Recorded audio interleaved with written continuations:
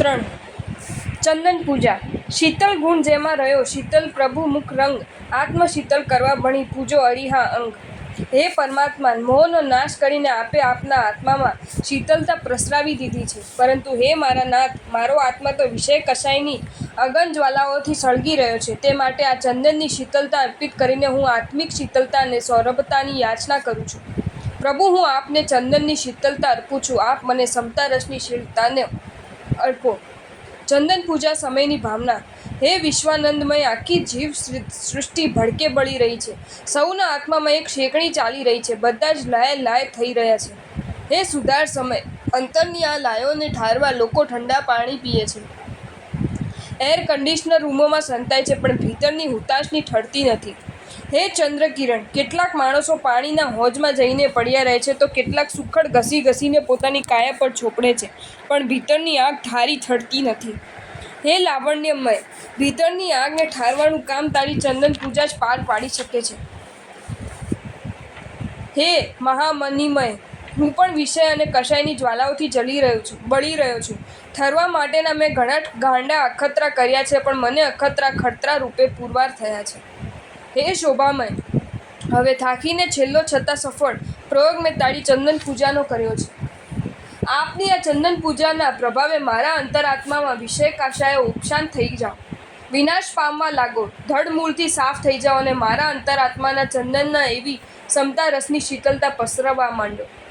હે ચિન્મય, આ વિશ્વના પદાર્થોમાં સૌથી શીતળ ચંદન કહેવાય છે, એમ આત્માના સર્વ ગુણોમાં સૌથી ઉત્કૃષ્ટ ગુણ સમતા કહેવાય છે. હે મહોદયમય, આ ચંદન પૂજાના પ્રભાવે મને સર્વોત્કૃષ્ટ સમતા ગુણ સંપ્રાપ્ત થાવ. હે શુક્લ ધ્યાનમય, આજે હું ક્ષીર ચંદન અને નંદનવનના કેસર તો લાવી નથી શક્યો, પણ મળિયાચલ ચંદન અને કાશ્મીરના કેસર ઘોળીને આપના ચરણે સમર્પિત કરી રહ્યો છું, જેના પ્રભાવે મને જ્ઞાનની સુવાસથી મહેકતો સમતા રસ સંપ્રાપ્ત થજો. કેટલાક કથા પ્રસંગો.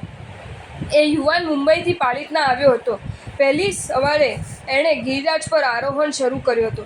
જોતામાં તો તે દાદાના દરબારમાં આવી પહોંચ્યો. જેમ જેમ સમય પસાર થતો ગયો, તેમ તેમ જીનાલય જીન પૂજકોથી ઉભરાવા લાગ્યો. પેલા યુવાને પહેલેથી જ પાકો નિર્ણય કર્યો હતો કે આજે જેટલા પણ ભાવિકો પ્રભુ પૂજા કરે તે બધાની કટોરીમાં કેશર તો મારું જ હોવું જોઈએ.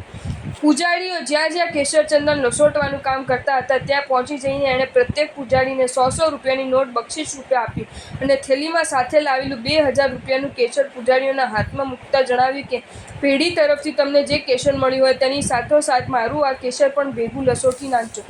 થોડાક સમય બાદ દાદાની કેસર પૂજાની ઉછામણી શરૂ થઈ. જીન પૂજકો લાંબી લાઈનમાં ગોઠવાઈ ગયા. સૌના હાથમાં એક એક ફૂલની થાળી અને લાલ ચટક કેસર દેખાયું. ત્યારે પેલા યુવાનનું અંતર આનંદથી નાચી ઉઠ્યું.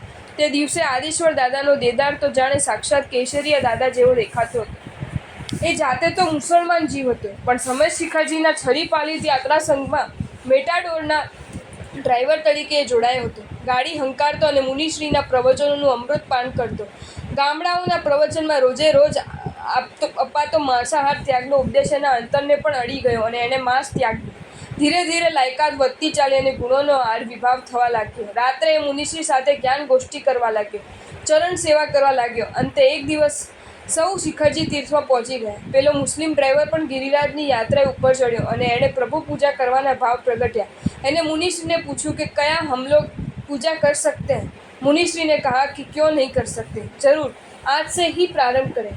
અને એ મુસલમાન જીવે પૂજાના વસ્ત્રો પહેરીને સમર શિખરજીના પરમ પવિત્ર પહાડ પર સૌ પ્રથમવાર સર્વ જીન બિંબોની કેસર પૂજા કરી. કેટલીક સાવધાની. ચંદન પૂજન કરતાં ચંદનની કટોરીમાં આંગળી બોળતો નખ ન અડે એનું ધ્યાન રાખવું.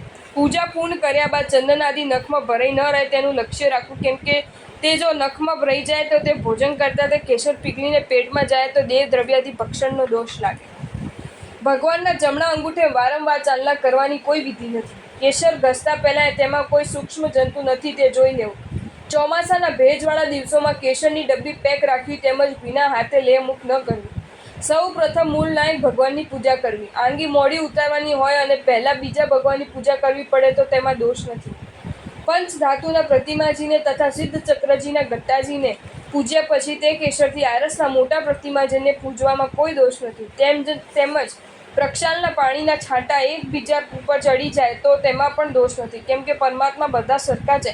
એમાં સ્વામી સેવક ભાવ નથી. પુરુષોએ દ્વારની જમણી બાજુએથી પ્રવેશ કરવો અને સ્ત્રીઓએ ડાબી બાજુએથી પ્રવેશ કરવો. પ્રવેશ કરતી વેળાએ સૌ પ્રથમ જમણો પગ ગભારામાં મૂકવો અને ડાબી નાસિકા ચાલે ત્યારે મૌનપણે દેવાદિદેવનું પૂજન કરવું.